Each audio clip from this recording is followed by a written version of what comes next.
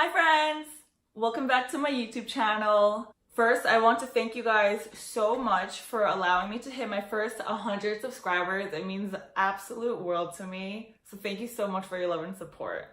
Secondly, if you're curious on why I created this YouTube channel, it's because I want to reach out to you guys and add value to you through video.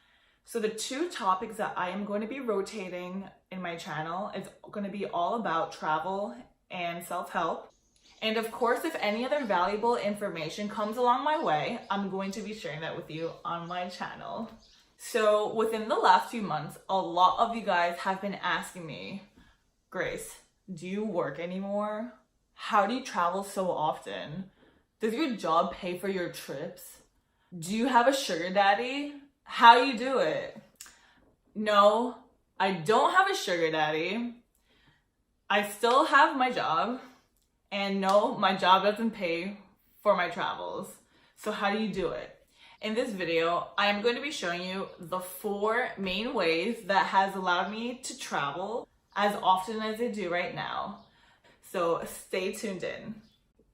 My first tip is to utilize your credit card points.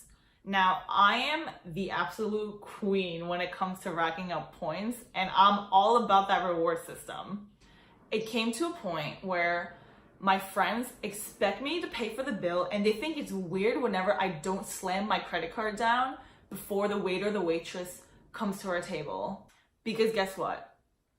I just paid for the whole bill. My friends are going to Venmo me. I received their portion of credit card points, and I technically got my food at a discounted rate, but I use these for my flights instead. So which credit card do I have?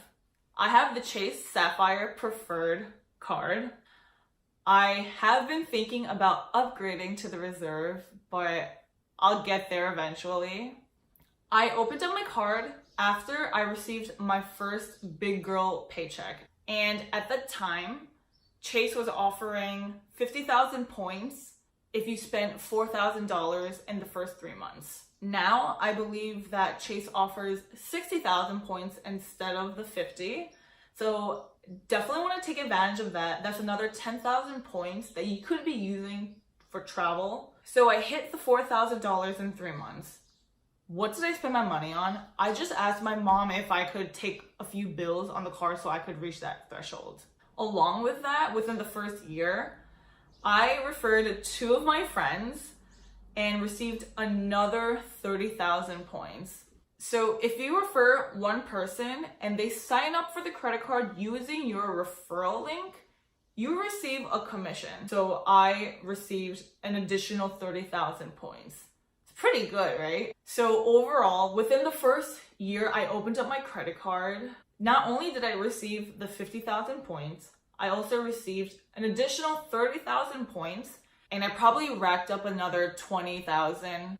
So by the end of the year, I had well over 100,000 points that I was able to use for my trips. So pretty much, I technically traveled for free last year because I used all my points. So if you want to sign up for the Chase Sapphire card, I'm leaving my referral link in the description below. So start racking up your points so you can start traveling for free. The second tip that I'm going to give you is to start budgeting. Now, this might sound like the most cliche advice that you're going to hear, but it has probably helped me the most throughout the last few months. Now, I only started budgeting about 2 months ago, but I really wish I started earlier. Ever since I started budgeting, I've been cutting a lot of my going out expenses, such as eating out all the time, buying coffee, going shopping. I literally wear the same things that I have been wearing for the past 4 years, and I'm totally fine with that. Coffee. If you're working, just drink the coffee in your office or just buy a Keurig and make coffee at home. All these little expenses really adds up, and it comes to a point where sometimes you don't even know what you're swiping your card on. And yes, in the beginning, it was so hard because you're like, oh, this is only $3. It's like, it's not gonna matter to me anymore. They all add up. Yes, I still do have student loans to pay off, but within the past few months, I've been learning how to manage my money a lot better in a couple ways. I've been reading Rich Dad, Poor Dad by Robert Kiyosaki, and he's really laid out the fundamentals about money. And even the book was written a ton of years ago, a lot of the theories still hold true today. I guess this leads to my third point.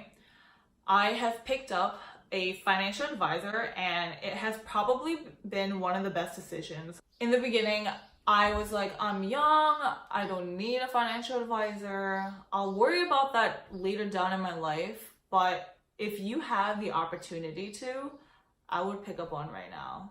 Ever since I picked up my financial advisor, I have learned so much about handling and managing my money a lot better than I did a year ago.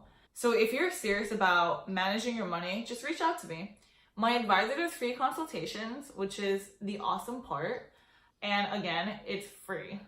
And if you want to start reading this book, I'm leaving the link below in the description so you can purchase it. I bought the book for less than $10. And if we're talking about budgeting here, this will be the most valuable book that you read. So if you are serious about learning how to manage your money, or if you just want to learn more about the concepts of money, this one.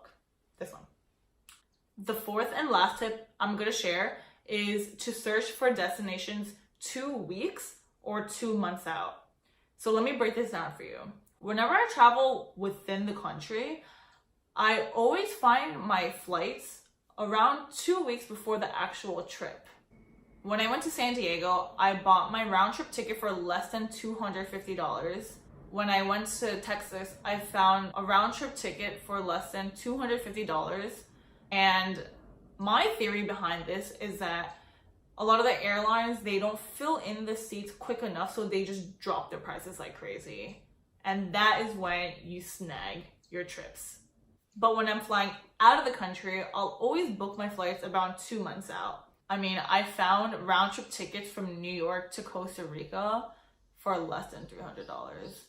I mean, granted, yes, there probably are layovers, but if you just don't mind spending another 3-4 hours in another city, I would just go for the cheaper price.